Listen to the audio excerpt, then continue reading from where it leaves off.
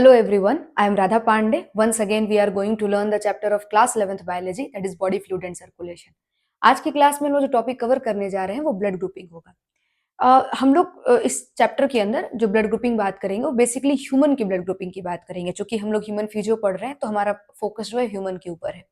समझना जरा, हमारे बॉडी के भीतर करीबन करीबन 30 डिफरेंट टाइप्स के ब्लड ग्रुप्स अवेलेबल है, ठीक है, मतलब एग्जिस्ट करते हैं। लेकिन उनमें से दो ऐसे ब्लड ग्रुप हैं जो सबसे डोमिनेंट होते हैं और एक्चुअली यही हमारे ब्लड का टाइप डिसाइड करते हैं।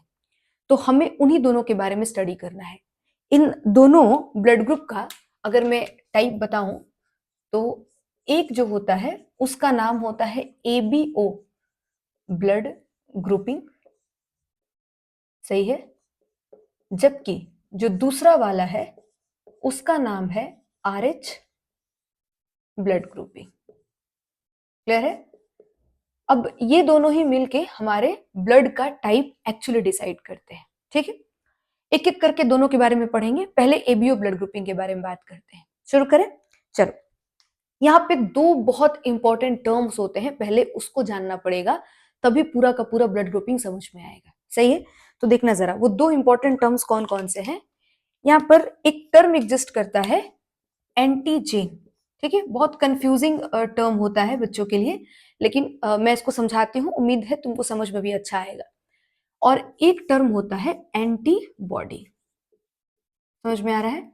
एक है एंटीजेन और एक है एंटीबॉडी। अब समझना जरा, एंटीजेन को एक और नाम से बुलाते हैं, इसको ए ग्लूटिनोजेन भी कहते हैं, समझ में आ रहा है। जबकि एंटीबॉडी को हम लोग ए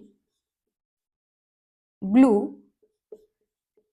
भी कहते हैं, सही है। ये भी इसके नाम होते हैं। लेकिन खैर हम लोग यहाँ पर बार बार एंटीबॉडी और एंटीजेन ही यूज करेंगे क्योंकि एनसीईआरटी में यही टर्म दिया हुआ है। समझ में आ रहा है। मेडिकल टर्म्स है, कुछ अच्छी किताबों में मिल जाते हैं तो आपको, और मेडिकल में आप पढ़ने जाएंगे तो भी वहां पर मिलेगा, इसलिए मैंने बता दिया है, सही है। चलो अब ध्यान से सुनना, एंटीजन होता क्या है, एंटीजन और एंटीबॉडी होता क्या है मैम, और क्यों इसके बारे में जानने की कोशिश कर रहे हैं। इन सब सवाल का जवाब ढूंढते हैं। सबसे पहले एंटीजन देखो। एंटीजन के बारे में अगर हम कहें तो ये एक तरह का स्पेसिफिक ग्लाइकोप्रोटीन है। क्या है ये? एक स्पेसिफिक ग्लाइकोप्रोटीन है। कहां रहता है ये? Present on surface of red blood cell. Red blood cell के सरफेस पर एक ग्लाइकोप्रोटीन पाया जाता है। तुम में से जिन जिन बच्चों ने सेल चैप्टर पढ़ लिया है, ध्यान से याद करो क्या पढ़ते थे। सेल के ऊपर, सेल का जो कवरिंग होता है उसको सेल मेम्ब्रेन कहा जाता है, और सेल मेम्ब्रेन के ऊपर अगर तुमको याद हो तो ग्लाइकोप्रोटीन का चेन पाया जाता था। ऐसा कोई सेल था, याद पड़ रहा है। और सेल मेम्ब्रेन के ऊपर इस तरह का ग्लाइकोप्रोटीन चेन पाया जाता है। क्या होता है glycoprotein chain? Glycoprotein chain, glycolipid का चेन, ये सब चेन मिला करता था। याद करो क्या होता है ये ग्लाइकोप्रोटीन चेन, नाम में ही लिखा हुआ है, समझोगे मतलब तो बहुत इजीली समझ में आ जाएगा।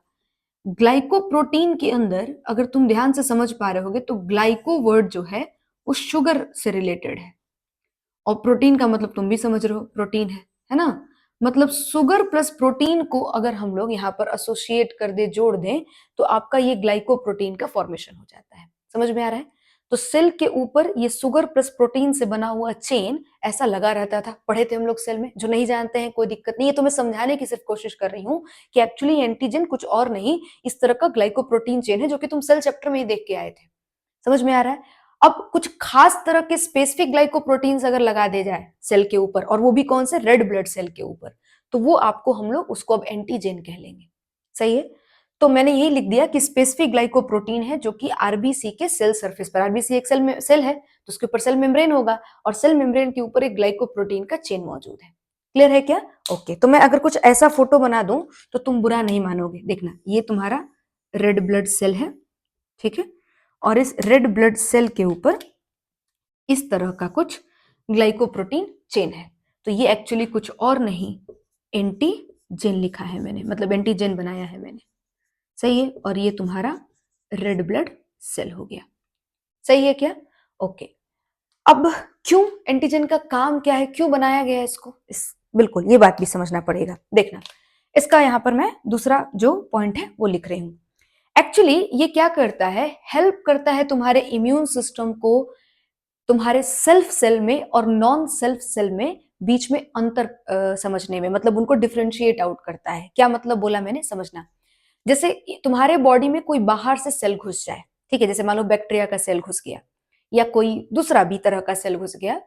अब वो जो बाहर से सेल आया है वो तुम्हारे बॉडी को किसी तरह का नुकसान पहुंचा सकता है। तो इम्यून सिस्टम के पास कोई फिल्टर होना चाहिए जिससे वो ये पता लगा सके कि कौन सा सेल बाहरी है और कौन उसका अपना सेल है। जब उसको मारना होगा तो जो बाहरी सेल है वो उसको मार गिराएगा, क्योंकि वो तुम्हारे बॉडी को नुकसान करा सकता है, और जो उसका अपना सेल है उसको वो तकलीफ नहीं देगा, मतलब उसको परेशान नहीं करेगा। तो एक फिल्टर होना चाहिए मेरे पास जिससे हम पहचान सके कि कौन सा सेल्फ सेल है, मतलब खुद का सेल है, और कौन सा नॉन सेल्फ सेल है, मतलब फॉरेन सेल है, बाहरी सेल है। बात समझे। इस एंटीजन से यही फायदा मिलता है, इम्यून सिस्टम बहुत आसानी से इस एंटीजन की मदद से ये पहचान लेता है कि कौन सा सेल उसका अपना है और कौन सा सेल बाहर से घुस गया है। समझे बात को। तो यहां पर हम लोग लिख सकते हैं कि use to identify, use to identify self और नॉन सेल्फ सेल्स। सही है। सेल्फ और नॉन सेल्फ सेल्स के बीच में आइडेंटिफाई करने में हमको एंटीजन क्या करता है, हेल्प करता है, वही इसका यूज होता है। समझ गए। ओके, तो ये एंटीजन के बारे में कुछ इंपॉर्टेंट बातें हो गई। अब चलते हैं एंटीबॉडी के ऊपर। एंटीबॉडी क्या चीज है भाई, एंटीजन की तो कहानी हो गई, समझना, ये वाला हटा रही हूं मैं। तो मैं बात करूं एंटीबॉडी का, तो एंटीबॉडी देखो जरा क्या चीज है। एंटीबॉडी भी एक तरह का प्रोटीन ही है ना। तो मैं लिख सकती हूं कि natural protein, natural protein found in plasma. ये जो आपका है ये भी एक तरह का नेचुरल प्रोटीन है जो कि प्लाज्मा के अंदर पाया जाता है। सबको पता है प्लाज्मा क्या है, ब्लड का हिस्सा होता है, उसी प्लाज्मा के अंदर ये प्रोटीन पाया जाता है। बात समझ में आया। ओके, पहला पॉइंट हो गया यहां पर। ठीक है, दूसरा, ये जो एंटीबॉडी, याद करो मैंने तुमको पीछे जब मैं पढ़ा रही थी तो मैंने तुमको बताया था कि ब्लड के भीतर 3 तरह के प्रोटीन्स पाए जाते हैं, मेजर प्रोटीन 3 तरह के होते हैं, जिसमें से एक कैटेगरी पढ़ाई थी मैंने, और तुमको मैंने बताया था कि वो 5 तरह के, 5 क्लास के, तरह के नहीं, 5 क्लास की एंटीबॉडीज को जनरेट करते हैं, जिसका मैंने ट्रिक समझाया था तुमको, the mega, IgD, IgG, IgM, IgE, IgA। सही है क्या।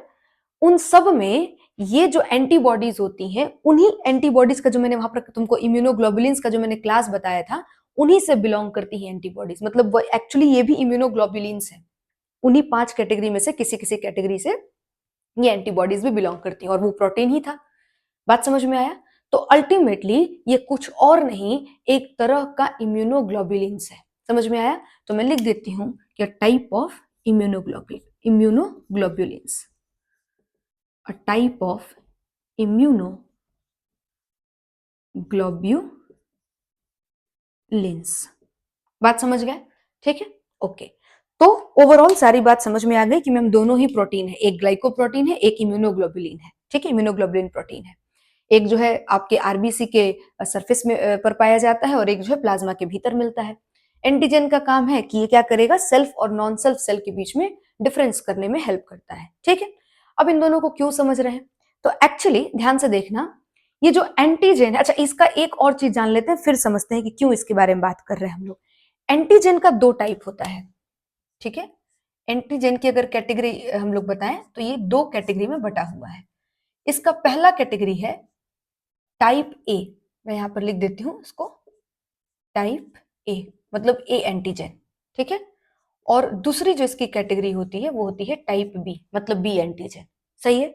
वहीं अगर मैं एंटीबॉडी के बारे में बात करूं तो एंटीबॉडी भी 2 कैटेगरी का होता है। ठीक है, एक होता है एंटी ए एंटीबॉडी, सही है, और दूसरा जो होता है उसका नाम है एंटी बी एंटीबॉडी। ठीक है, 2 तरह के एंटीजन है, 2 तरह की एंटीबॉडी है, क्योंकि हम लोग यहाँ पर एबीओ ब्लड ग्रुपिंग की भी बात कर रहे हैं फिलहाल, आयरिश ब्लड ग्रुपिंग की बात नेक्स्ट क्लास में कर पाएंगे। तो मेरे पास दो तरह का एंटीजन मिल गया, ए एंटीजन और बी एंटीजन। वहीं मुझे एंटीबॉडी भी दो तरह की मिल गई, एंटी ए एंटीबॉडी और एंटी बी एंटीबॉडी। कोई दिक्कत नहीं है।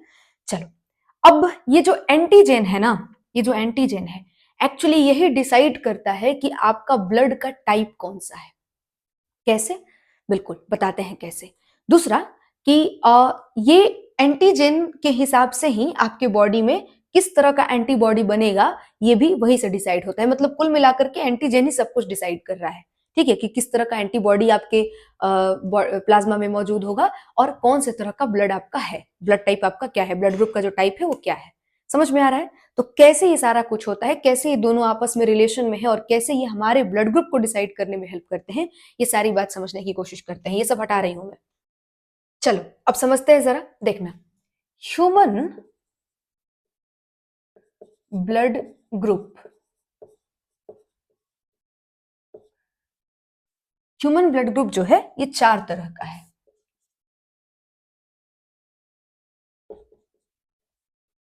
ठीक है, हमारा जो ब्लड ग्रुप है वो कितने तरह का है? चार तरह का है। पहला जो हमारे पास ब्लड ग्रुप है वो है ए ब्लड ग्रुप। बात समझ में आ रहा है? दूसरा ब्लड ग्रुप है बी ब्लड ग्रुप, तीसरा ब्लड ग्रुप है ए बी ब्लड ग्रुप और चौथा ब्लड ग्रुप है ओ ब्लड ग्रुप। ठीक है, तो एक्चुअली मैंने यहां पर जो लिख रखा है ये क्या है? ब्लड ग्रुप टाइप है। क्या है ये? ब्लड ग्रुप टाइप है। समझ में आया? अब कैसे पता चलता है कि भाई ए ब्लड ग्रुप है? तो ध्यान से देखना, ये है आपका आरबीसी, रेड ब्लड सेल, और इस पर ये देखिएगा, ये आपका इसके ऊपर बना हुआ है, ये एंटीजन ए है। समझ में आ रहा है? इसका डिजाइन देखो कुछ ऐसा बना दिया है, ये ए एंटीजन है। ये क्या चीज है? ये ए एंटीजन है। हवा लग रहा है क्या? तो ये ए एंटीजन हमारे ब्लड ग्रुप, अगर जिसके भीतर भी ऐसा आरबीसी होगा जिसके ऊपर ए एंटीजन होगा, तो उसका जो ब्लड ग्रुप है वो ए ब्लड ग्रुप हो जाएगा। ठीक है, वहीं जिसके पास ऐसा आरबीसी है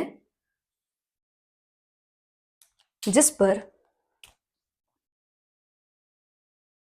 पर इस तरह का एंटीजन है, और ये कौन सा एंटीजन है?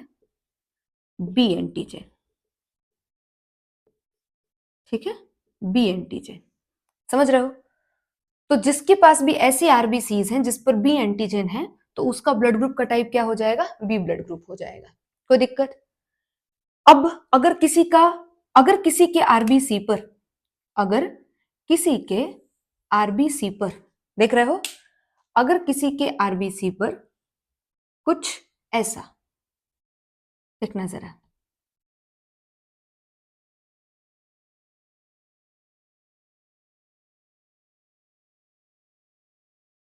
कुछ इस तरह का दो दो एंटीजन हो, देख सकते हो, एक आपका जो है वो ए एंटीजन है, ठीक है, और दूसरा जो है आपका बी एंटीजन है, दोनों ही बने हुए हैं। ठीक है, तो इस बंदे के आरबीसी के ऊपर चूंकि दोनों एंटीजन हैं, तो इस बंदे का जो ब्लड ग्रुप टाइप होगा वो A B blood group type होगा। बात समझ में आया? और चौथा जो बंदा है जिसका ओ ब्लड ग्रुप है, उसके आरबीसी के ऊपर कोई एंटीजन नहीं है, कोई उसके ऊपर वहां पर एंटीजन नहीं बना हुआ है, मतलब बेसिकली ये टकलू है।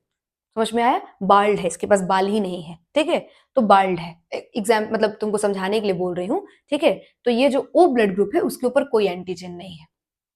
क्लियर हुआ? तो अगर तुम देख सकते हो तो ये समझ पाए होगे कि आरबीसी के ऊपर कौन से तरह का एंटीजन प्रेजेंट है, एक्चुअली यही डिसाइड करता है कि बॉडी उस बंदे इंडिविजुअल के भीतर कौन से तरह का ब्लड ग्रुप टाइप एग्जिस्ट करेगा, है ना? तो अगर मुझसे कोई पूछे कि यहां पर एंटीजन ऑन आरबीसी, आरबीसी के ऊपर जो एंटीजन है वो कौन कौन सा है, तो आई थिंक आप अब बता सकते हो। आपके ए जिसका ब्लड ग्रुप है उस पे ए एंटीजन है, जिसका बी ब्लड ग्रुप है उसका बी एंटीजन है, जिस पे ए और बी दोनों आपका एंटीजन मौजूद है उसका ए बी ब्लड ग्रुप है ना? और जिस पर कोई एंटीजन नहीं है वो ओ ब्लड ग्रुप है। समझ में आया? ठीक है, चलो अब यहीं से ये चीज तो समझ में आ गया कि एंटीजन कौन सा रखा रहता है, कौन सा प्रेजेंट रहता है, यही डिसाइड करता है कि कौन से तरह का ब्लड ग्रुप होगा। अब एंटीबॉडी से कैसे डिसाइड होता है भाई, तो आओ इस पर भी बात कर लेते हैं। तो यहां पर लिख देते हैं कि एंटीबॉडी इन प्लाज्मा, प्लाज्मा के भीतर कौन सा एंटीबॉडी होगा, ये एंटीजन से कैसे डिसाइड होगा। ध्यान से सुनना, एक लॉ है लैंडस्टीनर लॉ, पढ़ोगे तुम मेडिकल में जब जाओगे, मतलब हायर स्टडीज में जब जाओगे तो पढ़ोगे। अभी मैं सिर्फ थोड़ा सा चीज के बारे में बताती हूँ।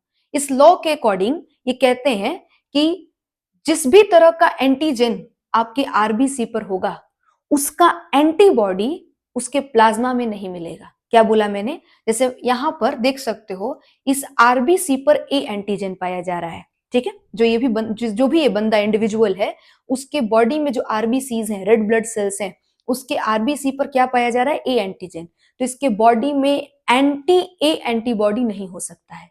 बात समझ में आया, क्यों, समझो कैसे, इस बात को थोड़ा सा लॉजिकली समझ के देखो कैसे। नाम क्या है एंटी, इसको याद करने में बहुत मदद मिल जाएगा तुमको अगर इसको थोड़ा सा समझ लिए तो। इसका नाम है एंटी ए, मतलब जो ए के खिलाफ काम करता है। समझ में आया। अब सोचो इस इंडिविजुअल के आरबीसी पर खुद ही ए एंटीजन है और इसके बॉडी में एंटी ए एंटीबॉडी बन जाए, तो ये तो अपने ही सेल्स को क्या करना शुरू कर देगा, फॉरेन सेल्स की तरह ट्रीट करना शुरू कर देगा, मारना शुरू कर सकता है, उसको ही जाकर के पीटने शुरू कर देगा, क्योंकि वो एंटी ए है, ए के अगेंस्ट काम करने वाला है। ये समझे बात को। तो जिसके पास भी जो भी एंटीजन होगा वो एंटीबॉडी नहीं हो सकता है, उसका उल्टा एंटीबॉडी होगा। समझ में आया। कितने तरह के एंटीजेंस पढ़े, एंटीजन ए और एंटीजन बी, सही है। कितने तरह की एंटीबॉडीज पढ़ी, दो तरह की, एंटी ए एंटीबॉडी और एंटी बी एंटीबॉडी। अब डेफिनेटली अगर यहाँ पर एंटीजन जो है वो ए टाइप का है, तो इसके पास एंटी ए एंटीबॉडी तो नहीं होने वाला है, इसका उल्टा वाला होगा, जो मतलब जो बच गया वो होगा। तो यहां पर ध्यान से सुनना, याद कर रहे हैं हम लोग यहाँ पर, ठीक है, याद करते भी चलो साथ में। तो इनके पास होगा एंटी बी एंटीबॉडी, ठीक है। अब बहुत सारे लोगों के मन में सवाल होगा, इस समय कहां से आ जाता है, सबका जवाब देंगे, लेकिन पहले ध्यान से सुन लो, ठीक है। यहां पर तुम बताओ, अगर बी एंटीजन है आरबीसी के ऊपर, तो क्या कभी भी एंटी बी एंटीबॉडी हो सकता है क्या, नहीं, नहीं हो सकता है। तो यहां पर क्या होगा, एंटी ए एंटीबॉडी। समझ में आया, क्या होगा यहाँ पर, एंटी ए एंटीबॉडी, सही है। और देखो सबसे इंटरेस्टिंग, इस आरबीसी के पास ए एंटीजन भी है, बी एंटीजन भी है, तो ये तो ना ही एंटी ए एंटीबॉडी रख सकता है, ना ही एंटी बी एंटीबॉडी रख सकता है। और बिल्कुल सही बात भी है, इसके पास कोई एंटीबॉडीज नहीं होती है, नो एंटीबॉडीज, सही है, नो एंटीबॉडीज, क्लियर है। जबकि जो ओ वाला है, इसको ध्यान से देखना, इसके पास दोनों ही जो एंटीजन है वो नहीं है, यहां पर दोनों थी और यहाँ पे दोनों नहीं है, तो इसके पास दोनों ही एंटीबॉडीज होनी चाहिए, है ना। दोनों ही नहीं है तो दोनों दोनों ही के लिए एंटीबॉडी रहेगा, ठीक है। तो ध्यान से देखना, यहां पर कह सकते हो कि भाई anti A and anti B antibodies यहां पर पाई जाएंगी, दोनों ही तरह की एंटीबॉडीज पाई जाएंगी, ठीक है। अगर इस बंदे के बॉडी में, क्योंकि इसका खुद के आरबीसी के पास ए एंटीजन है, तो अगर कोई सेल बाहर से आता है जिसके ऊपर ए एंटीजन है, ठीक है, तब तो इसका इम्यून सिस्टम उसको इग्नोर कर देगा। क्यों इग्नोर कर देगा, क्योंकि उसके सेल के ऊपर जो एंटीजन है वो ए टाइप का है, तो वो उसको, क्योंकि इसी से आइडेंटिफाई होता है कोई भी सेल, तो समझेगा ये तो अपना ही सेल है, अपना जान पहचान का सेल है, तो उसको इग्नोर कर देगा। लेकिन जैसे ही कोई ऐसा सेल दिख जाए जिसके ऊपर जो एंटीजन है वो बी टाइप का है, मतलब ऐसा कोई सेल घुस जाए जिस पर बी एंटीजन है, तो ये एंटी बी एंटीबॉडी उसके ऊपर क्या कर देगा, डाल देगा। और ये एंटी बी एंटीबॉडी, देखो ये बी के अगेंस्ट काम करने वाला केमिकल है, ये जाकर के इस पूरे के पूरे सेल को और इस बी एंटीजन को क्या कर देगा, खत्म कर देगा, मारपीट करेगा इनके साथ, इनको पूरी तरह से डिस्ट्रॉय कर देगा। बात समझे।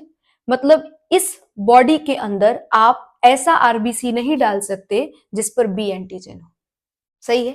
अच्छा एक चीज सोच कर देखो, क्या, अच्छा ये वाला डाल सकते हैं क्या, इसकी बात अगर करें तो इसको डाल सकते हैं, नहीं इसको भी नहीं डाल सकते। क्यों नहीं डाल सकते, क्योंकि ए वाले को तो इग्नोर कर देगा ही, जब इसके बॉडी में डालोगे, जिस भी बंदे की है ये, है ना, उसके बॉडी में इसको डालोगे तो ए एंटीजन को तो इग्नोर कर देगा, लेकिन बी वाला तो इसका दुश्मन है, पकड़ के बहुत मार मारेगा, नहीं। लेकिन अगर इसको डाल दिया जाए जो कि टकलू है, जिसके ऊपर कोई एंटीजन ही नहीं है, तो यहाँ का जो इम्यून सिस्टम है वो कभी भी आइडेंटिफाई कर ही नहीं पाएगा, क्योंकि इसके ऊपर कोई एंटीजन ही नहीं है। एंटीजन से ही पता लगाते हैं ना कि भाई ये सेल अपना है, ये सेल पराया है, उसके पास एंटीजन है ही नहीं।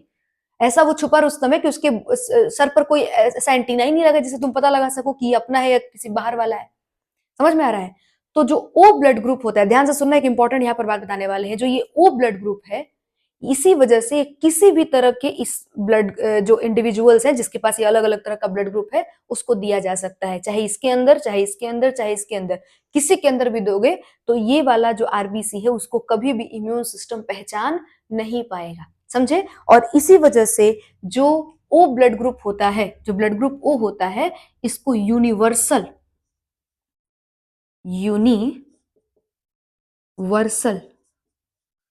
डोनर कहते हैं। क्या कहते हैं इसको? Universal donor. मतलब ये किसी को भी दिया जा सकता है, पूरे यूनिवर्स में किसी तरह के आदमी को दिया जा सकता है। 4 तरह के ब्लड ग्रुप है, ओ को तो दे ही सकते हो, इन तीनों को भी दे सकते हो, क्योंकि वो जाने के बाद उस आरबीसी को कोई पहचान ही नहीं पाएगा। तो यूनिवर्सल डोनर है ये। समझ में आया? जबकि ध्यान से सुनना, अगर यही लेने की बात हो, मतलब ये ओ ब्लड ग्रुप वाले आदमी को अगर ब्लड लेना हो, तो इसके इम्यून सिस्टम को क्या पता है कि मेरे आरबीसीज पर कोई एंटीजन नहीं होता है। ये समझ में आ रहा है? अगर गलती से तुमने इसको दिया यहां पर, ठीक है, तो क्या करेगा ये बोलेगा अरे इसके सर पे कैसे ये बाल आ गया, कैसे एंटीना आ गया, एंटीजन ए जैसे उसको दिखेगा, ये वाला एंटीजन जैसे उसको दिखेगा, तो क्या समझेगा कि ये वाला एंटीजन कहां से आ गया, ये तो मेरे आरबीसी के ऊपर होता ही नहीं है, मेरे आरबीसी पे तो कोई तरह का एंटीजन नहीं है। और चूंकि इसके पास एंटीबॉडी है, तो पकड़ के इसको मार देगा। सही है? इसके साथ भी सेम वही होगा। इसके साथ तो बहुत बुरी तरह से होगा, दो दो एंटीजन लेके जा रहा है। ये समझ में आ रहा है? तो ओ ब्लड ग्रुप जो होता है वो दे सबको सकता है, लेकिन ले किसी से भी नहीं सकता, ले सिर्फ खुद से सकता है। समझ में आया? वही अगर मैं बात करूं ए बी ब्लड ग्रुप वाले इंडिविजुअल की, ध्यान से सुनना, तो इसके बॉडी में कोई एंटीबॉडी ही नहीं है। मारता कौन है? एंटीबॉडी मारता है किसी को भी। और जो भी नया सेल बाहर से आता है उसको कौन मारता है? एंटीबॉडी ही मारता है ना। इसके पास कोई एंटीबॉडी ही नहीं है। तो अगर तुमने ये वाला आरबीसी दिया, तो ये इस ए एंटीजन को पहचानता है क्योंकि इसके अपने आरबीसी पर भी है, ठीक है, और उसको मारने के लिए एंटीबॉडी भी नहीं है उसके पास। इस वाले सेल को डालोगे इसमें, तब भी ये पहचानता है क्योंकि इस बी एंटीजन इसके पास भी है, और उसको भी मारने के लिए कोई एंटीबॉडी नहीं है। तो मतलब ये, और ओ वाले को तो खैर सब ले सकते हैं, पहले ही बता दिया। तो मतलब ये जो A B antibody, A B blood group रखने वाला जो इंडिविजुअल है, ये इन सब से ब्लड ले सकता है, पर दे सबको नहीं सकता है। बताएंगे किस किस को दे सकता है, किस किस को ले सकता है, लेकिन पहले ये बात समझ में आ जानी चाहिए कि ए बी ब्लड ग्रुप वाला बंदा जो है वो सबसे ब्लड ले सकता है।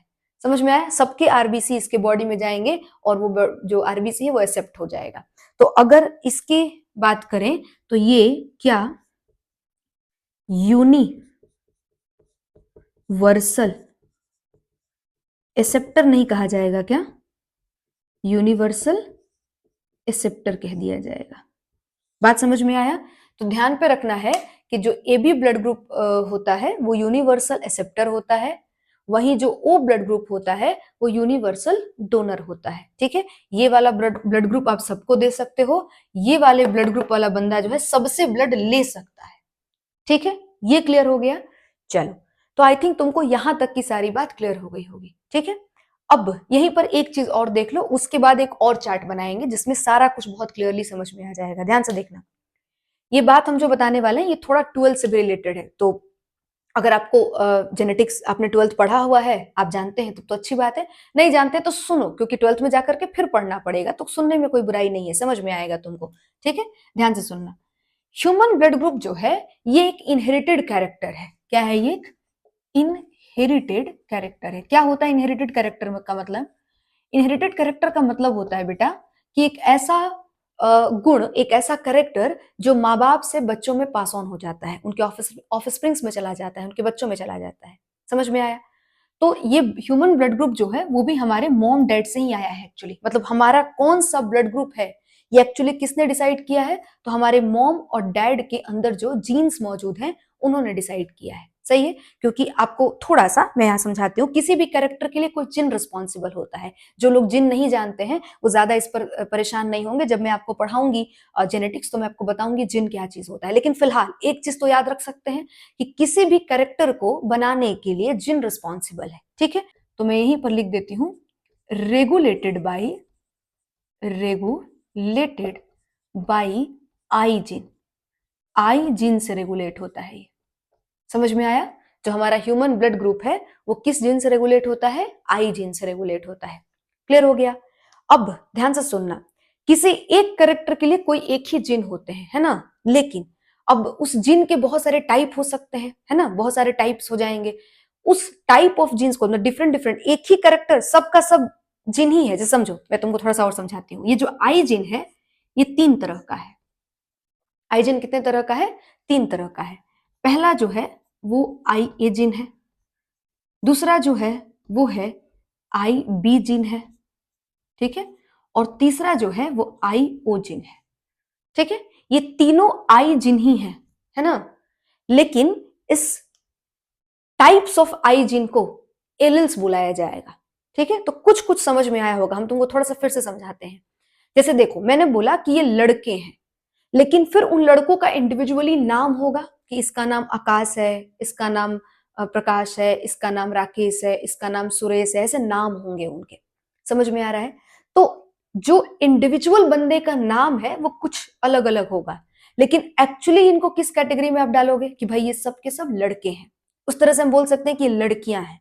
अब इन लड़कियों का नाम अलग अलग हो सकता है कि ये कोई कोमल है, ये काजल है, ये प्रिया है, ये सुप्रिया है, ऐसे नाम हम रख सकते हैं। समझ में आ रहा है? तो कहने का मतलब है कि ये सारे जो नाम मैंने लिए, ये नाम को अगर एक साथ कंबाइंड करोगे तो एक क्लास बनती है, जिसको हम कह सकते हैं कि लड़कियां हैं। ये गर्ल्स का क्लास है, ये गर्ल्स का ग्रुप है, ठीक है? ये बॉयज का ग्रुप है। बात समझे? उसी तरीके से ये तीनों के तीनों आई जीन है, लेकिन इंडिविजुअली इस आई जीन को अगर देखोगे तो 3 तरह के आई जीन होते हैं अंदर में। आई जीन के अंदर 3 पार्ट है। आई जीन एक पूरा क्लास हो गया, उसके अंदर 3 तरह के आई जीन है। कौन कौन से? आईए जीन, आईबी जीन और आईओ जीन। इन टाइप्स ऑफ जीन्स को एलिल्स बुलाया जाता है, ठीक है? तो मैं यहाँ पे लिख देती हूँ कि एक्चुअली ये सब के सब एलिल्स हैं, ठीक है? तो एलिल्स कुछ नहीं, टाइप्स ऑफ जीन होता है। जीन्स की ही अलग अलग वेराइटी को एलिल्स बुला लिया जाता है। समझ में आया? ओके, चलो अब देखना जरा। हम लोग जो ह्यूमन है वो डिप्लॉयड ऑर्गेनिज्म है। डिप्लॉयड का मतलब ये होता है कि हमारे बॉडी में किसी भी एक कैरेक्टर को बनाने के लिए कम से कम 2 जीन चाहिए। 2 जीन मतलब आई जीन तो एक बड़ा क्लास हो गया ना, इसके अंदर ये आती हैं, ये तीनों जीन्स आती हैं।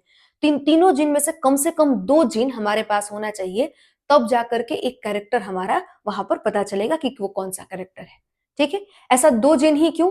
क्योंकि हमारा एक जीन जो है वो हमारे मॉम से आया हुआ होता है, और जो दूसरा जीन है वो हमारे डैड से आया हुआ था। और यही 2 जीन जो है ये डिसाइड करते हैं कि कौन से तरह का आपका वो कैरेक्टर जो है वो अपीयर होगा, कौन सा तरह का कैरेक्टर आप में दिखेगा। बात समझ में आया? तो अब यहाँ पर मैं एक चार्ट बनाती हूँ और तुमको थोड़ा थोड़ा ये बात समझाना शुरू करती हूँ। ध्यान से देखना क्या बोल रही हूँ तुमसे। मैं यहाँ पर इस तरह से एक चार्ट बना के दिखा रही हूँ, देखना जरा। पहले चार्ट के अंदर हम लोग यहाँ पर लिखेंगे जीनोटाइप, ठीक है? और दूसरे चार्ट में हम लोग लिखेंगे फिनोटाइप। सही है? फिनोटाइप। अब समझना जरा। जीनोटाइप का मतलब होता है जेनेटिक मेकअप, मतलब आपके बॉडी में किस तरह के जीन्स के अरेंजमेंट है। तो यहां पर लिख लेते हैं हम लोग इस बात को कि जीनोटाइप का मतलब होता है जेनेटिक मेकअप। सही है? Genetic makeup. कोई दिक्कत? जबकि फिनोटाइप का मतलब होता है कि किस तरह का मेकअप अंदर में जीन्स का अरेंजमेंट जो जो भी हो, लेकिन सारे जीन्स, देखो जीन्स आपके बॉडी में बहुत सारे तरह के होते हैं, पर सारे जीन एक्सप्रेस नहीं होते हैं। क्योंकि थोड़ा बहुत आपने 10th में पढ़ा होगा कि जो डोमिनेंट होता है वही नजर आता है, ठीक है? जो रेसेसिव होता है जो वो दब जाता है अंदर में। तो मेकअप के अंदर सब तरह का जीन दिखेगा, है ना? चाहे वो डोमिनेंट हो चाहे वो रेसेसिव हो, लेकिन नजर वही आएगा जो उसमें से डोमिनेंट है। समझ में आया? तो फिनोटाइप में सिर्फ और सिर्फ ऑब्जर्वेबल जो एक्सप्रेशंस होती हैं सिर्फ वो दिखती हैं। तो मैं फिनोटाइप के आगे अगर लिख दूं इस चीज को, तो आई थिंक ये गलत नहीं होगा। Observable expressions. कोई दिक्कत? जो चीज आपको ऑब्जर्व होगा बाहर की दुनिया में, सिर्फ वो फिनोटाइप के अंदर शामिल होगा। जबकि जिन जिस भी तरह का हो आपकी बॉडी में, सब का सब चीज जीनोटाइप में नजर आएगा। अब ध्यान से देखना, अगर मैं बात करूं 3 तरह का तुमको दिखाया मैंने जीन होता है आपके ब्लड ग्रुप को कंट्रोल करने के लिए। कितने तरह के जीन है? 3 तरह के जीन है, आईए, आईबी और आईयू, जिसमें से कम 2 जीन तुम्हारे एक इंडिविजुअल के भीतर होना चाहिए, तब जाकर के उसका ये ब्लड ग्रुप वाला कैरेक्टर उसमें नजर आएगा, ठीक है? तो मान लो कि किसी का ब्लड ग्रुप जो है वो ए है, समझ में आ रहा है? बाहर से ऑब्जर्व किया जा रहा है उसका कैरेक्टर, ये कैरेक्टर है। ब्लड ग्रुप का, ब्लड ग्रुप क्या होता है? कैरेक्टर होता है। तो उसका ब्लड ग्रुप क्या नजर आ रहा है कि भाई उसके पास ए ब्लड ग्रुप है, सही है। तो अगर उसके पास ए ब्लड ग्रुप है तो उसके पास जेनेटिक मेकअप जो होगा, जो उसके पास जीन्स होंगी, वो क्या क्या हो सकती हैं? तो दो कंडीशंस हैं, ठीक है। 6 टोटल जीनोटाइप्स बताऊंगी मैं, ध्यान से सुनना, 12th क्लास में वापस पढ़ाना है। एक बार यहां भी पढ़ा देती हूँ, फिर 12th में भी पढ़ा दूंगी, ठीक है। एक हो सकता है कि उसके पास आईए जीन ही 2 हो। समझ में आया? क्या हो? आईए जीन ही कितना हो? दोनों आईए जीन ही हो। मतलब इसका क्या हुआ कि ये आईए जीन उसको उसके फादर से भी आईए जीन ही मिला है और उसके मदर से भी उसको आईए जीन ही मिला है। मतलब मॉम और डैड दोनों से सेम तरह के जीन्स उसको आए हैं। समझ में आया? जिसकी वजह से उसका ब्लड ग्रुप कैसा हो गया? ए हो गया। क्लियर हुआ? या फिर एक कंडीशन और हो सकता है, और वो कंडीशन है कि उसके फादर से उसको ए मिला हो और उसको उसकी मदर से ओ मिला हो। समझ में आ रहा है? या फिर उल्टा भी कर सकते हो, मदर से ए मिला हो, फादर से ओ मिला हो। समझ में आ रहा है? तो उस केस में भी उसका ब्लड ग्रुप कैसा बनेगा? ए ही बनेगा। समझे? अब कुछ कुछ बात करेंगे, लेकिन पहले इतना बात समझ लो। मतलब ए ब्लड ग्रुप होने के लिए दो तरह के जीनोटाइप पॉसिबल है। इन दोनों जीनोटाइप से यही सेम फिनोटाइप नजर आएगा, सेम ब्लड ग्रुप नजर आएगा। कोई दिक्कत? समझ आई ये चीज? चलो अब देखना है जरा। फिर अगर किसी का ब्लड ग्रुप बी है ना, तो उस केस में अब तुम बता दो जरा क्या होना चाहिए। या तो उसके फादर और मदर दोनों का सेम तरह का जीन मदर फादर से आया होगा, आईबी आईबी आया होगा, है ना। या फिर हो सकता है कि एक पेरेंट से उसको आईबी मिला हो और दूसरे पेरेंट से उसको आईओ मिला हो। सही है।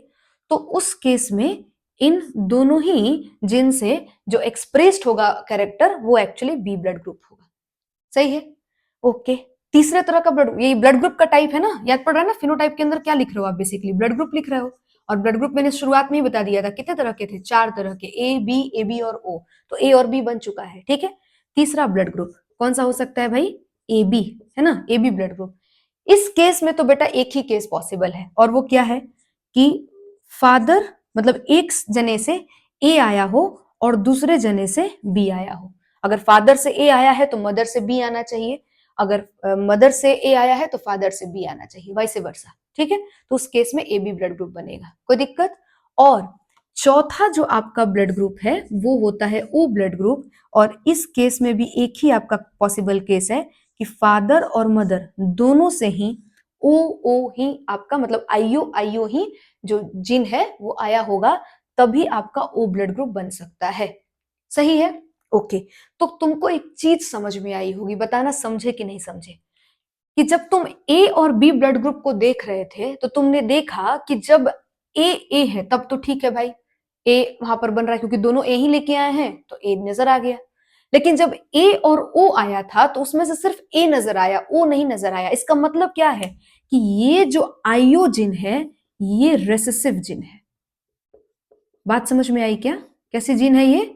रेसेसिव जीन है। जबकि जो ये आईए जीन है ये डोमिनेंट जीन है। समझ में आया? ये कैसा जीन है? डोमिनेंट जीन है। अब इसीलिए, और तुम ये बात थोड़ा सा तुमने 10th में पढ़ा भी होगा कि जब दोनों, अगर रेसेसिव कैरेक्टर को दिखना है, एक्सप्रेस होना है, तो उस केस में वहां पर सारे के सारे जो जीन्स हैं वो सबके सब कैसे होने चाहिए? रेसेसिव वाले होने चाहिए। कोई डोमिनेंट है नहीं, दोनों के दोनों रेसेसिव है। तो इस केस में ये आसानी से ओ एक्सप्रेस कर पाया खुद को। सही है। और देखो मजे की बात ये जो है, इसमें ये भी डोमिनेंट है, ये भी डोमिनेंट है, इसलिए ना कोई भी पीछे हटने को तैयार नहीं है। तो दोनों के दोनों नजर आ रहे हैं। समझ में आया? इसीलिए इस वाले को आगे चल करके पढ़ोगे, ये को डोमिनेंस का केस होता है। को डोमिनेंस, को मतलब दोनों के दोनों डोमिनेंस है, यहाँ पर दोनों की डोमिनेंस ही है। ए और बी दोनों के दोनों क्या है? डोमिनेंट है। जबकि ये जो है आपका, ये वाला, ये जो है आपका, और ये जो ये है, जिसमें ए यहाँ पर डोमिनेंट हो गया, यहाँ पर बी डोमिनेंट हो गया है, ठीक है। ये कंप्लीट डोमिनेंस का केस है, कंप्लीट डोमिनेंस का केस है।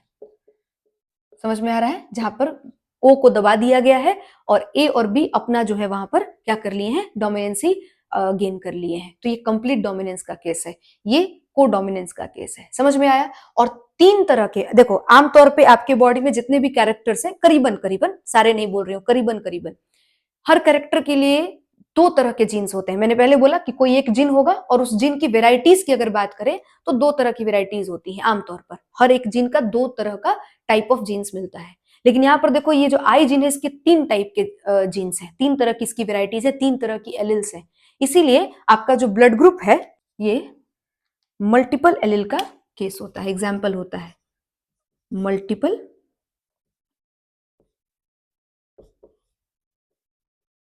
एलिल का ये केस है। ठीक है, जहां पर एक ही जीन के बहुत सारे एलिल बनते हैं। समझ में आ रहा है? और ये बहुत सारे जो एलिल हैं मिल करके एक ही कैरेक्टर को कंट्रोल करते हैं। पढ़ेंगे 12th क्लास में, सिर्फ एक बार हल्का सा तुमको बता दिया है, ये सारी चीजें भी इससे जुड़ी हुई है। 12th क्लास में फिर से पढ़ना है। समझ गए बात को? और मैंने कहा था कि यहाँ पर तुमको 6 कैरेक्टर्स टोटल मतलब 6 जीनोटाइप्स नजर आएंगे। देख सकते हो 6 जीनोटाइप्स आपको नजर आए हैं, जिससे 4 तरह के फिनोटाइपिक मतलब आपका एक्सप्रेशन है, ऑब्जर्वेबल एक्सप्रेशन है। क्लियर है क्या? तो आई थिंक आपको ये सारी बात समझ में आ गई होगी। अब हम लोग यहाँ पर एक फाइनल चार्ट बनाएंगे जिसमें हम लोग जितनी बातें पढ़े हैं उन सबको समराइज करेंगे। ठीक है, तो चलो पूरे टॉपिक को समराइज करें। आ जाओ, देखो अब हम लोग जितना कुछ भी पढ़े उन सबको एक ही चार्ट में बनाएंगे। ध्यान से सुनना, वो जितनी भी चीजें तुमने बनाई है उन सबको एक जगह पे बनाते हैं। यहाँ पर हम लोग सबसे पहले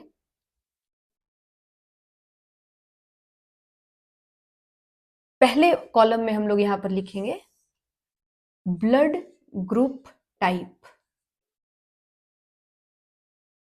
ब्लड ग्रुप टाइप मतलब कौन से तरह का ब्लड ग्रुप का बात चलेगा। ठीक है, यहां पर हम लोग लिखेंगे एंटीजेंस। इस ब्लड ग्रुप टाइप के लिए, इस ब्लड ग्रुप के लिए कौन सा एंटीजेंस होगा आरबीसी के ऊपर। सही है, यहां पर लिखेंगे एंटीबॉडीज। इस तरह के ब्लड ग्रुप के लिए कौन से तरह का एंटीबॉडी प्लाज्मा में बनेगा, इस पर बात करेंगे। ठीक है, यहां पर बात करेंगे जीनोटाइप का, मतलब कौन से तरह का जेनेटिक मेकअप ये जो आपका ब्लड ग्रुप है इसके लिए मिलेगा। ठीक है, ये जो भी कैरेक्टर है ब्लड ग्रुप का, इस कैरेक्टर के लिए कौन सा तरह का जेनेटिक मेकअप देखने को मिलेगा। अब यहाँ पर हम लोग क्या लिखेंगे, डोनर लिखेंगे, है ना। ब्लड डोनर, क्या इसका मतलब हुआ? ब्लड डोनर का मतलब हुआ कि जो जो भी यहाँ पर इंडिविजुअल ब्लड टाइप है ना, डोनर का मतलब है कि जो इसको ब्लड दे सके। ठीक है, तो यहाँ पर लिख देते हैं हिंदी में, जो इसको दे सके, जो इसको दे सके। सही है, जबकि यहां पर लिख लेंगे रेसिपिएंट, और इसका क्या मतलब हुआ, जो इससे ले सके, जो इससे ले सके। सही है, समझ में आ रहा है? तो अल्टीमेटली आई थिंक ये सारा टर्म क्लियर होगा। ध्यान से सुन लो फिर से, ये तीनों तो पता है तुमको, एंटीजन, एंटीबॉडी और जीनोटाइप, ये तो तुमको पहले ही बता चुके हैं। डोनर रेसिपिएंट का मतलब समझ लो। डोनर का मतलब जो इसको ब्लड दे सके, मतलब ये जो भी है इसको कौन कौन ब्लड दे सकता है। और रेसिपिएंट में जो इससे ले सके, मतलब कौन कौन इससे रिसीव कर सकता है ब्लड। बात समझ में आ गया? चलो डिसाइड करना शुरू करते हैं। सबसे पहले हम लोग के पास कितने तरह के ब्लड ग्रुप हैं? 4 ही तरह के ब्लड ग्रुप हैं। तो पहले तो 4 कॉलम बना लो, आ जाओ 4 कॉलम बना लेते हैं। 4 कॉलम बना लेते हैं। पहला कौन सा हो जाएगा भाई? ए ब्लड ग्रुप, दूसरा बी ब्लड ग्रुप, तीसरा ए बी ब्लड ग्रुप और चौथा ओ ब्लड ग्रुप। सही है क्या? अब देखना जरा, अगर बात करें ए ब्लड ग्रुप की तो इसका एंटीजन क्या हो जाएगा? ए एंटीजन होगा इसमें, तो सिंपल। ठीक है, यहाँ पर कौन सा एंटीजन होगा? बी एंटीजन होगा। ठीक है, इसके लिए इसके आरबीसी पर ए एंटीजन भी होगा, बी एंटीजन भी होगा। ठीक है, और जो ओ है उसके पास कोई एंटीजन नहीं होगा, तो लिख देते हैं नो एंटीजन, या फिर तुम सीधे क्रॉस भी कर सकते हो। ठीक है, नो एंटीजन है ना, कोई उसके आरबीसी पर कोई एंटीजन ही नहीं है, कोई वहां पर प्रोटीन चेन नहीं है। ठीक है, चलो एंटीबॉडीज की बात करते हैं। जिसके पास ए ब्लड ग्रुप टाइप है उसके पास डेफिनेटली बी एंटीबॉडी होना चाहिए। तुम्हारे पास दो ही एंटीबॉडी तुमको पढ़ाया गया है, एक एंटी ए और एक एंटी बी एंटीबॉडी। तो ए तो एंटीजन इसके पास है तो उसका तो एंटीबॉडी रखेगा नहीं, तो उसका उल्टा वाला रखेगा। तो बताओ जरा, एंटी बी एंटीबॉडी, इसके पास क्या होगा? एंटी ए एंटीबॉडी, इसके पास दोनों ही एंटीजन है तो किसी का भी एंटीबॉडी नहीं रख सकता ये, तो नो एंटीबॉडीज, नो एंटीबॉडीज।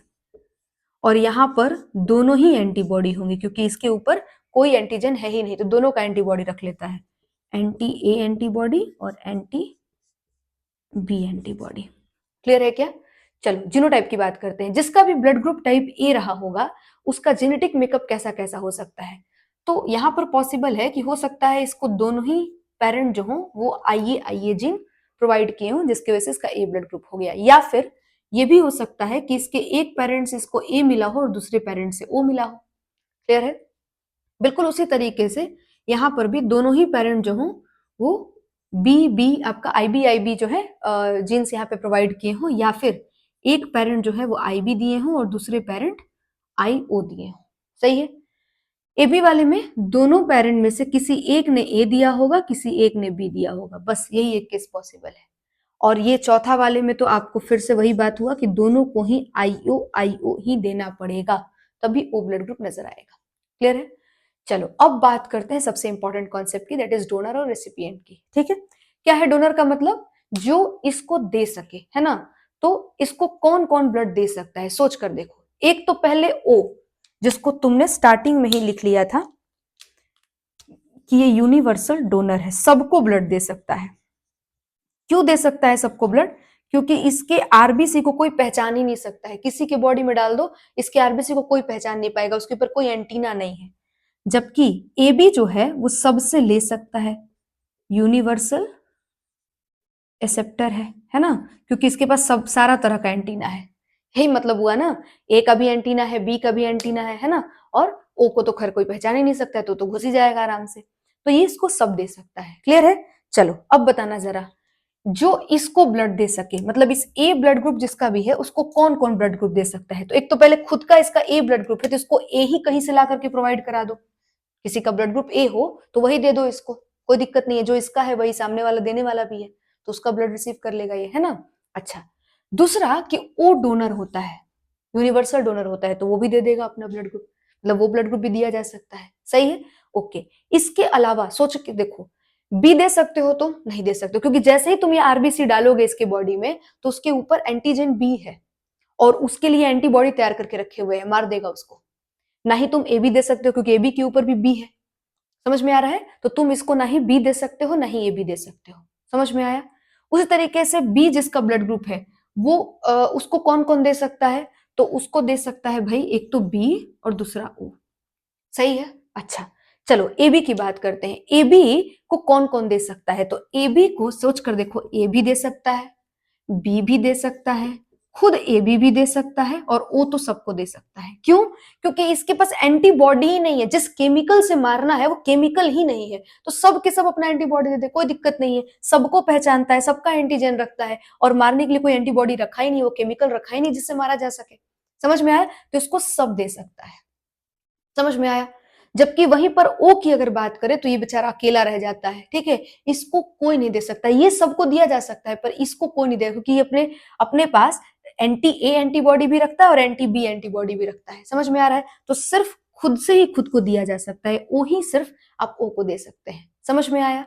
चलो रेसिपिएंट की बात करते हैं। क्या है उसका मतलब? जो इससे ले सके, है ना। मतलब इस ए ब्लड ग्रुप को कौन कौन ले सकता है, तो सोचो कौन कौन ले सकता है। पहले तो खुद ए ले सकता है, भाई ए को ए दे दोगे तो क्या दिक्कत है ना। दूसरा, और कौन ले सकता है? क्या बी को दे सकते हो? तुम नहीं दे सकते बी को, क्योंकि बी गुस्सा है, एंटी ए रखता है, ये पटक के मारेगा उसको। सही है। अच्छा, ए बी को दे सकते हो क्या? हाँ, ए बी को दे सकते हो, यूनिवर्सल एक्सेप्टर है, सबका ब्लड ग्रुप ले लेता है। समझ में आ रहा है। तो ए बी को दे सकते हो, क्योंकि ए बी के पास ए एंटीजन है, उसको अपना दोस्त नजर आएगा वो, है ना। तो तुम ए बी को दे सकते हो। अच्छा, ओ को दे सकते हो क्या? नहीं, ओ को भी नहीं दे सकते हो। सही है। चलो फिर बात करते हैं बी ब्लड ग्रुप की। बी ब्लड ग्रुप में अब बताओ, ये फिर से जो इससे ले सके, फिर से पढ़ते चलो और समझते चलो, बताते चलो। जो इससे ले सके, बी से कौन कौन ले सकता है, तो बी से पहले बी वाला ले सकता है, तो लो भाई बी से बी वाला ले लिया। और कौन लेगा? ए ले सकता है? नहीं ले सकता है ए इससे। ओ ले सकता है? नहीं, ओ भी नहीं ले सकता है, क्योंकि ओ का इम्यून सिस्टम को आदत नहीं है बी एंटीजन देखने की आरबीसी के सरफेस पर, है ना, तो इसलिए वो भी नहीं ले सकता है।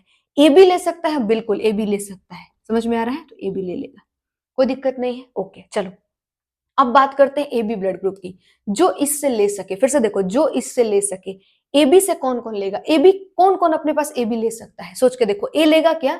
नहीं लेगा। क्यों? क्योंकि ए के अंदर वो सिर्फ आरबीसी पर एक ही एंटीजन ए देखता है, और वो एंटी बी बना के रखे हुए हैं, और ये ए बी ब्लड ग्रुप जो इसका भी है उसके आरबीसी पर बी एंटीजन भी है, तो ये एंटी बी जाकर के उस बी एंटीजन को मार देगा, है ना। तो इससे ना ही ए ले सकेगा, ना ही बी ले सकेगा और ना ही ओ ले सकेगा। तो सिर्फ और सिर्फ इससे कौन लेगा? खुद ही ये लेगा, ए बी लेगा इससे। समझ में आया? क्लियर हुआ ये बात? और उसी तरीके से ओ को देखना है ना, जो इससे ले सके। ओ से कौन कौन ले सकता है? सब इससे ले सकते हैं, सब के सब इसको लेना चाहते हैं, ठीक है। तो ए भी इससे ले सकता है, बी भी इससे ले सकता है, ए बी भी इससे ले सकता है और खुद तो ले ही सकता है ये, ओ भी ले सकता है। समझ में आया? तो आई थिंक तुमको ये पूरा का पूरा चार्ट क्लियर हो गया होगा कि ये donor, recipient, genotype, antibodies, antigen और ब्लड ग्रुप टाइप कैसे पूरा का पूरा डिसाइड किया गया है, ठीक है। ये पूरा चार्ट मैं तुमको पर्सनली ये बात बोलूंगी कि इसको जा करके अपने हाथ से बनाना, और ये सब कुछ जितना भी चीज लिखा हुआ है इसको तब तक मतलब देख करके मत नोट करना, अपने मन में सोचना। तुम ब्लड ग्रुप टाइप पढ़ चुके हो, याद भी हो गया होगा बहुत सारा बात इसमें से, और इसको अपने मन में सोच सोच करके यहाँ पे पूरा कॉलम भरने की कोशिश करना। होप सो तुमको ज्यादा बेहतर समझ में आएगा, ठीक है। चलो, और फिर भी कोई दिक्कत हो तो मुझसे पूछ भी सकते हो। चलो, अब दो चार बातें कर लेते हैं एंड देन फिर क्लास को खत्म करते हैं। सबसे पहली चीज, और ये सब लिखूंगी नहीं मैं, तुम अपनी कॉपी में खुद से इसको इंग्लिश में नोट कर लेना, मतलब हिंदी इंग्लिश मिक्स करके नोट कर लेना, या जो भी लैंग्वेज तुमको पसंद हो उसमें नोट कर लेना, सही है। चलो ध्यान से सुनो। सबसे पहले एक आधा चीज है, जैसे कि तुम्हारे मन में सवाल हो सकता है कि मैम ये जो एंटीजेंस हैं, ठीक है, ये तो समझ में आया कि सेल के ऊपर जो है आपका ग्लाइकोप्रोटीन होता है, और ये सेल के ऊपर कौन से तरह का ग्लाइकोप्रोटीन बनेगा ये कौन डिसाइड कराता होगा? तो जीन डिसाइड करते होंगे। जिस भी तरह का जीन रहेगा वो डिसाइड करेगा कि कौन से तरह का एंटीजन बनेगा, कौन से तरह का ग्लाइकोप्रोटीन बनेगा। सबको पता होगा जीन से प्रोटीन कौन सा बनता है ये डिसाइड हो जाता है, ठीक है। तो वो बेसिकली आपका यहाँ पर एंटीजन, मतलब जीन डिसाइड करते हैं कि कौन सा तरह का एंटीजन बनेगा, कौन से तरह का प्रोटीन बनेगा सेल के सरफेस पर, ठीक है। और उससे आपका ब्लड ग्रुप टाइप डिसाइड होता है। अब जब एक छोटे बच्चे को तुम लोगे, मतलब जो बिल्कुल अभी बच्चा जस्ट आफ्टर बर्थ, अगर एक बच्चे को तुम देखोगे, उसका ब्लड देखोगे, तो उसके बॉडी में कोई एंटीबॉडी नहीं होता है। बात समझ में आ रहा है? उसकी बॉडी में कोई एंटीबॉडी नहीं होता, एंटीजन नहीं कह रही हूँ, एंटीजन होता है, एंटीबॉडी नहीं होता है, क्योंकि बच्चे के अंदर जीन तो होगा ना, डीएनए तो होगा उसके माँ बाप का, तो डीएनए होगा, जीन होगा, तो एंटीजन तो डिसाइड हो चुका होता है, पर एंटीबॉडी कौन सा होगा ये वहां पर अभी डिसाइड नहीं होता है। तो एक बच्चा लगभग 2 से 8 महीने के बाद, उसके जन्म के बाद 2 से 8 महीना जब बीत जाता है, तो उसके बॉडी में डिफरेंट डिफरेंट तरह के एंटीजेंस इंटर करते हैं। जैसे मान लो कि कोई एक छोटा बेबी है, ध्यान से सुनना, कोई एक छोटा बेबी है जो अभी जस्ट 1 महीने का है, 6 दिन का है, 10 दिन का है, 20 दिन का है। जब वो बर्थ होकर के बाहर आएगा दुनिया में, तो इन्वायरमेंट से उसका एक्सपोजर होगा, और वो हवा सांस लेगा, ठीक है, कुछ खाएगा, कुछ पिएगा। तो जो ये पूरा का पूरा 2 से 8 महीने का पीरियड होगा, उसमें तरह तरह के एंटीजेंस उसके बॉडी में घुसेंगे। समझ में आ रहा है? मतलब कोई सेल घुस गया, कोई बैक्टीरिया घुस गया, तो अलग अलग तरह के सेल्स उसकी बॉडी में जाएंगी। अगर उसमें मान लो ए एंड उसका, मान लो उस बच्चे का जो ब्लड ग्रुप है वो ए ब्लड ग्रुप है, और उसके बॉडी के भीतर अगर एंटीजन ए वाला ऐसा सेल गया जिसके ऊपर एंटीजन ए है, तो उसका इम्यून सिस्टम उसको इग्नोर कर देगा। समझ में आ रहा है?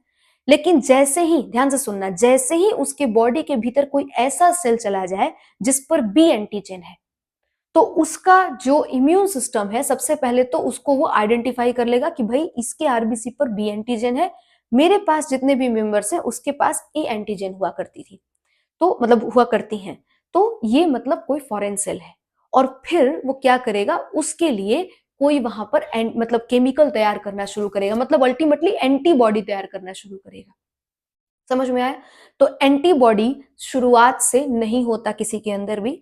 जब हम लोग बर्थ के बाद इन्वायरमेंट से एक्सपोजर करते हैं, दुनिया में हम लोग जब आते हैं और हम लोग को इन्वायरमेंट से जब अलग अलग तरह की चीजें लेते हैं, फूड लेते हैं, वाटर लेते हैं, हवा लेते हैं, तो वहां पर आपको डिफरेंट डिफरेंट तरह के एंटीजेंस आपके ब्लड में जाती हैं, और उसमें भी जो एंटीजन आपके ब्लड से अलग होती हैं, आपके ब्लड सेल से अलग एंटीजन उस पर मौजूद होता है, तो आपका बॉडी उसके रिस्पॉन्स में, आपका इम्यून सिस्टम उसके रिस्पॉन्स में एंटीबॉडी वहां पर बनाना शुरू कर देता है, ठीक है।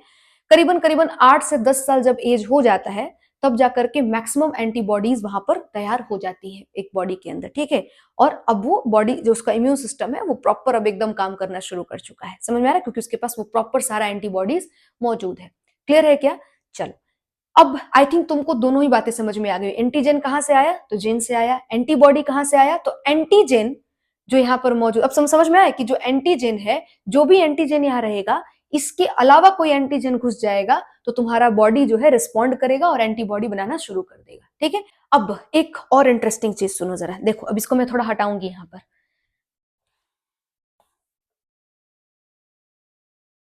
आपका जो ब्लड ग्रुप होता है, ये एबीओ ब्लड ग्रुप, इसके अंदर जो एंटीबॉडीज है, इस बात को पीछे जाकर के अपने नोट्स में लिख लेना, जहां पर मैंने एंटीबॉडी लिखवाया था। मैंने लिखवाया था कि इम्यूनोग्लोब्युलिन के टाइप्स हैं। ठीक है, तो जो आपका एंटी ए और एंटी बी एंटीबॉडी होता है, मैं यहां लिख भी देती हूँ, anti A, anti A and anti B antibody जो है यहां पर, ठीक है, ये एक्चुअली बिलोंग करता है, बिलोंग्स टू कौन सा इम्यूनोग्लोबुलिन का क्लास से बिलोंग करता है भाई? तो ये आईजीएम से बिलोंग करता है। समझ में आ रहा है? ये आईजीएम जो आपका इम्यूनोग्लोबुलिन था उससे बिलोंग करता है एंटी ए और एंटी बी एंटीबॉडी। समझ में आ गया? ठीक है, इस बात को याद रखना, जब नेक्स्ट क्लास होगी तो उसमें एक आपको बीमारी पढ़ाऊंगी मैं, उसमें ये बहुत काम आएगा। समझ में आया? चलो एक लास्ट बात सुन लो, आखिरी बात सुनो। अगर कभी मिसमैच हो जाए ब्लड ग्रुप, जैसे मान लो कि किसी का एंटीबॉडी जो है, सॉरी, किसी का ब्लड ग्रुप ए है और सामने वाले का ब्लड ग्रुप बी है ना, तो उस केस में मान लो कि किसी ए ब्लड ग्रुप वाले आदमी को बी ब्लड ग्रुप दे दिया गया, तो मिसमैचिंग हो गई। उस केस में क्या होगा? वहां पर एक्चुअली एक प्रोसेस देखने को मिलता है, इसको कहते हैं एग्लूटिनेशन। एग्लूटिनेशन सही है, और आसान भाषा में आरबीसी क्लंपिंग या clumping of RBC, clumping of RBC. ठीक है, क्लंपिंग ऑफ आरबीसी क्या चीज होता है? क्लंपिंग ऑफ आरबीसी, और इससे क्या दिक्कत होती है समझना। जैसे मान लो किसी का ब्लड ग्रुप ए है, समझ में आ रहा है, और मिक्स हो गया किसी बी वाले के साथ, मतलब किसी बी वाले ब्लड ग्रुप में तुमने ए ब्लड ग्रुप डाल दिया, चाहे ए वाले में बी डाल दिया, कुछ भी, मिसमैच हो गया, बेसिकली मिसमैच हो गया, मिसमैच ऑफ ब्लड ग्रुप। ठीक है, अब उस केस में क्या होगा कि जैसे मान लो कि तुमने ब्लड ग्रुप गलत डाल दिया, तो अंदर में जाने के बाद देखो एंटीबॉडी जो होता है ना, कुछ इस तरह का वाई शेप्ड मॉलिक्यूल होता है। ध्यान से सुनना, क्या होता है? वाई शेप्ड मॉलिक्यूल होता है, और इसके पास बाइंडिंग साइट्स होती हैं, इस तरह की इसके आर्म्स पर ऐसे बाइंडिंग साइट्स होती हैं। ठीक है, अब जो आपका आईजीएम, चूंकि ये एंटी ए और एंटी बी एंटीबॉडी जो है, ये एंटीबॉडी जो है, ये एक तरह से जो आईजीएम एंटीबॉडी, इसके पास लगभग 10 बाइंडिंग साइट्स होती हैं, करीबन करीबन। समझना, इसके आर्म्स पर कितनी बाइंडिंग साइट होती है? 10 बाइंडिंग साइट होती है, और उस 10 बाइंडिंग साइट्स के ऊपर ये 10 आरबीसी को अपने से जोड़ लेता है। समझ में आ रहा है? ये जैसे मान लो कि ये एक एंटीजन है, और इससे ये आरबीसी का ये एंटीजन है, और इसको जोड़ लिया, फिर और एक दूसरा आरबीसी है, उसके एंटीजन से इसको जोड़ लिया। समझ में आ रहा है? तो करीबन करीबन बहुत सारे आरबीसी को एक साथ क्या कर लेता है? जोड़ देता है। समझ में आ रहा है? जिससे क्या होता है कि बहुत सारे आरबीसी जब एक साथ जुड़ जाती है तो गुच्छा बन जाता है, एक वहां पर बड़ा सा हिस्सा बन जाता है। और समझना, ये आरबीसी कहां पर मौजूद है, ये एंटीबॉडी कहां पर मौजूद है? तुम्हारे ब्लड में। अब तुम्हारे ब्लड में जब भी किसी नैरो ब्लड वेसल्स से ब्लड पास कर रहा होगा, और वहां पर ये आपको इस तरह का कोई स्ट्रक्चर जाएगा जो कि बहुत सारे आरबीसी को एक साथ इकट्ठा करके बैठा हुआ है, क्लंप बना के बैठा हुआ है। क्लंप का मतलब झुंड होता है एक तरह से, तो क्लंप बना के बैठा हुआ है, तो इस नैरो ब्लड वेसल से वो क्रॉस नहीं कर पाएगा। समझ में आ रहा है? और जब ये नैरो ब्लड वेसल से क्रॉस नहीं कर पाएगा तो आपके बहुत सारे इंपॉर्टेंट ऑर्गन्स में, वाइटल ऑर्गन्स में सही तरीके से ब्लड फ्लो नहीं पहुंच पाएगा। समझ में आया? मतलब आपका जो ब्लड फ्लो है उसको डिस्टर्ब कर दिया गया है। तो एक तो आपको ये बात समझ में आ गई होगी कि ये जो क्लंपिंग ऑफ आरबीसी है ये क्यों हुआ।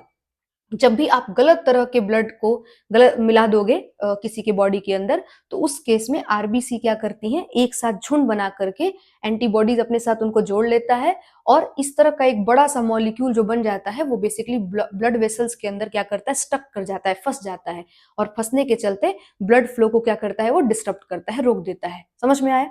अब एक तो ये हुआ। दूसरा कि अब यहाँ पर जब फंस गई हैं तो हो सकता है कि किसी तरह से रगड़ वगड़ खा करके आरबीसी फट जाए, ठीक है, और हेमोग्लोबिन वहां से बाहर आ जाए, या फिर यहाँ की जो फेगोसाइटिक सेल्स हैं, ठीक है, आसपास में जो फेगोसाइटिक सेल्स होंगी, डब्ल्यूबीसी सेल्स होंगी, वो आकर के इन आरबीसी को क्या कर देंगी, मारना शुरू कर देंगी, ठीक है, फेगोसाइटोसिस करना शुरू कर देंगी, जिसकी वजह से आपकी बॉडी के भीतर हेमोलाइसिस प्रोसेस शुरू हो जाता है, मतलब आपका जो ब्लड सेल है उसकी डेथ होने लगती है, उसको तोड़े जाने का प्रोसेस शुरू हो जाता है। अब एक लास्ट चीज जो मुझे लगता है कि तुम्हें जान लेना चाहिए, उसके बाद हम लोग आगे चलेंगे, ठीक है। तुमने पुनेट स्क्वायर मेथड का नाम सुना होगा 10th क्लास में, नहीं भी सुना है तो कोई दिक्कत नहीं है। एक साइंटिस्ट थे आरसी पुनेट, जिन्होंने ये दिया था।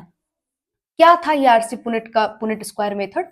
ये बहुत ज्यादा लंबा चौड़ा इसमें नहीं बात करेंगे हम लोग, थोड़ा सा बात बता रहे हैं। जैसे मान लो कि कभी कभी क्वेश्चन इससे पूछ लेते हैं, जैसे मान लो कि क्वेश्चन है कि एक मदर है, ठीक है, और एक फादर है।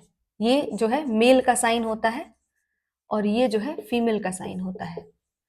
फीमेल जेंडर को शो करने के लिए ये साइन यूज करते हैं, मेल को शो करने के लिए ये साइन यूज करते हैं, ठीक है। तो मेल जो कि मतलब फादर मैं कह रही हूं, ठीक है, उनका ब्लड ग्रुप ए है, ध्यान से सुनना। और जो फीमेल है, जो कि आप मदर बोल रहे हो यहां पर, उनका ब्लड ग्रुप बी है, ठीक है। क्वेश्चन पूछ रहा है कि क्या इनके ऑफस्प्रिंग के ओ ब्लड ग्रुप आने के कोई चांसेस हैं क्या? क्या कोई पॉसिबल कंडीशन है कि इस कपल का, जो ये कपल है फादर और मदर, मतलब ये जो मेल है इसकी शादी इस फीमेल से हुई है, अगर ये कपल है तो इस केस में क्या इनके जो बच्चे बनेंगे वो कभी भी ओ ब्लड ग्रुप के हो सकते हैं या नहीं? ये क्वेश्चन पूछा हुआ है, ठीक है। तो हम लोग इसका जवाब ढूंढते हैं, ध्यान से सुनना। अगर फादर का ब्लड ग्रुप ए है तो क्या क्या कंडीशन है, ध्यान से देखना। कंडीशन है, मैं यहाँ पर जीनोटाइप डिसाइड कर रही हूँ कि क्या क्या जीनोटाइप पॉसिबल है। अगर इसका ब्लड ग्रुप ए है इस मेल का, तो हो सकता है कि ये इसका जो जीनोटाइप है वो आईए हो, ठीक है, इसके अपने मॉम डैड से इसको ए जीन मिला हो। या फिर पॉसिबल है कि इसके पास ए आईए जीन हो और आईओ जीन हो। समझ में आया? उसी तरीके से यहाँ पर जो फीमेल है उसका ब्लड ग्रुप बी है, तो इसके पास कंडीशन है कि हो सकता है इसके पास आईबी जीन रहा हो या फिर आईबी और आईओ जीन रहा हो। समझ में आ रहा है क्या? ओके। अब ध्यान से देखना, अगर यहां पर हम बात करें कि भाई कैसे डिसाइड किया जाए कि बच्चे का ओ ब्लड ग्रुप हो सकता है कि नहीं, तो हम यहाँ पर पुनेट स्क्वायर मेथड का यूज करेंगे। वैसे तो देख करके जब तुम सीख जाओगे तो देख के ही बता सकते हो कि होगा कि नहीं होगा, लेकिन इनिशियली अभी शुरुआती तुम्हारा चल रहा है तो वहां पर पुनेट स्क्वायर मेथड का यूज करना चाहिए, ठीक है। देखो पुनेट स्क्वायर मेथड कैसे करते हैं, यहाँ पर एक बॉक्स बना रहे हैं, ठीक है, और इस बॉक्स के अंदर देखना जरा, यहां पर फादर का जीनोटाइप लिख लेंगे और यहाँ पे मदर का जीनोटाइप लिख लेंगे। समझ में आया? तो आओ यहाँ पर फादर का जीनोटाइप लिखते हैं और यहाँ पे मदर का जीनोटाइप लिखेंगे। फादर का जीनोटाइप क्या है? आईए है और आईओ है, तो कोई एक लिखना पड़ेगा। तो मान लो मैं दूसरा वाला ले लेती हूँ, आईए, यहां लिखना है ना फादर का, आईए और आईओ, ठीक है। वही मदर का मैं कोई एक आपको लेना होगा, तो मैं मदर का भी दूसरा वाला, ये वाला मैंने चुन लिया है अपनी तरफ से, ठीक है। तुम कोई भी चुन सकते हो, मैं ये वाला चुन रही हूँ, फिर बाकी भी करके दिखा दूंगी तुमको। तो मदर का मैंने ले लिया आईबी और आईओ, सही है क्या? चलो अब यहां पर उठा करके हम लोग कराते हैं पुनेट स्क्वायर मेथड का यूज करके क्रॉस, है ना। चलो बताना, इस बॉक्स को इन दोनों से मल्टीप्लाई करके यहां पर भरना है, इस बॉक्स में इससे और इससे मल्टीप्लाई करके भरना है, इस बॉक्स में इससे और इससे मल्टीप्लाई करके भरना है, और इस बॉक्स में इससे और इससे, इस बॉक्स का ये और ये ओरिजिन है तो इसमें भरना है, ठीक है। तो चलो बताना जरा, ये आईबी हो जाएगा, ठीक है, ये हो जाएगा आईबी आईओ, ये हो जाएगा आईए आईओ, और ये हो जाएगा आईओ आईओ। समझ में आया? अब ध्यान से सुनना, ये जो चारों बने हैं ये क्या है? ये फादर है, ये फादर है, पहचान में आ रहा है साइन ना। और ये क्या है? मदर है, ये मदर है, ये फादर है, मतलब मदर का जीनोटाइप वो फादर का जीनोटाइप। और ये जो चार जीनोटाइप आए हुए हैं, समझ में आ रहा है, ये ऑफस्प्रिंग का जीनोटाइप है। ऑफस्प्रिंग मतलब बच्चा, है ना, ऑफस्प्रिंग का जीनोटाइप है, ठीक है। अब ध्यान से सुनना, कुछ कुछ बच्चों को लगता है कि इस कपल का, जो ये फादर और मदर है, मतलब जो ये मेल और फीमेल है, इनके ये चार बच्चे होंगे। नहीं नहीं, एक बार में हर किसी को एक ही बच्चा होता है, मतलब ठीक है, अब वो स्पेशल केस पे नहीं जाना है कि जुड़वा हुआ है क्या हुआ है, सब नहीं, नॉर्मली एक बच्चा होता है। तो वो जो एक बच्चा होगा ना, वो इन चारों में से कोई भी पॉसिबल केस हो सकता है। ध्यान से सुन लेना, ठीक है। कुछ बच्चों को लगता है कि मैम उनके सिर्फ 4 ही बच्चे हो सकते हैं। नहीं नहीं, बच्चा कितना करना है वो कपल डिसाइड करेगा। 4 करना है कि पूरा क्रिकेट का टीम बनाना है, वो डिसाइड करेंगे। लेकिन जितने भी बच्चे होंगे ना, हर बार यही प्रोबेबिलिटी होगी। समझ में आया क्या बोला मैंने? उनको जितनी बार, मान लो उनके 10 बच्चे होते हैं, तो 10 बार, हर बार जो बच्चा का ब्लड ग्रुप होगा वो इन्हीं 4 में से कोई एक होगा। जो जीनोटाइप होगा वो इन्हीं 4 में से कोई एक होगा। समझ में आया क्या बोला मैंने? तो ध्यान से समझ लेना कि यहां पर जो ब्लड ग्रुप है, देखो आईए आईबी आया है जीन, इसका मतलब कि जो अगर बच्चे का ये वाला जीन टाइप होता है, जीनोटाइप होता है, तो उस बच्चे का ए बी ब्लड ग्रुप हो सकता है। सही है। अगर ये होगा तो उसका बी ब्लड ग्रुप होगा, अगर ये होगा तो ए ब्लड ग्रुप होगा। समझ में आ रहा है? और अगर ये वाला होगा तो ओ ब्लड ग्रुप होगा। समझ में आया कि नहीं आया? मतलब मैं तुमसे क्वेश्चन क्या पूछा गया था कि इस कपल का, ठीक है, ओ ब्लड ग्रुप ऑफस्प्रिंग हो सकता है कि नहीं? तो बिल्कुल हो सकता है। किस कंडीशन में? जब फादर का आईए आईओ हो और मदर का आईबी आईओ हो। सही है क्या? अब तुम्हारे मन में क्वेश्चन होगा कि मैम क्या और कोई भी दूसरा अगर आप ले लीजिएगा जीनोटाइप तो नहीं पॉसिबल है क्या? करा के देखना, नहीं पॉसिबल है। फादर का ये लेना, मदर का ये लेना, ठीक है। फादर का ये लेना, मदर का ये लेना, फादर का ये लेना, मदर का दोनों बारी बारी से एक एक बार ले लेना। नहीं आएगा, किसी में भी नहीं आएगा। मतलब बारी बारी, सॉरी, इन दोनों को लोगे तो आएगा, ठीक है। इस दोनों को लोगे तो ही आएगा। इसके अलावा और कोई भी कॉम्बिनेशन बना के देखना, ये ये ये ये ये नहीं आएगा। सिर्फ इस कॉम्बिनेशन पर ही आएगा। समझ में आया कि नहीं आया? क्लियर हुआ? ऐसे करा के देख सकते हो। समझ में आया? यही पुनेट स्क्वायर मेथड है, ठीक है। तो आई होप कि जितनी बात तुमको जाननी चाहिए थी लगभग मैंने सारी बात डिस्कस कर दी है, ठीक है। अब कुछ और डाउट हो, कुछ और पूछना हो तो तुम मुझे कमेंट कर सकते हो। नेक्स्ट क्लास में हम लोग RH ब्लड ग्रुपिंग पढ़ेंगे और आगे टॉपिक को लेके चलेंगे। सही है? Thank you.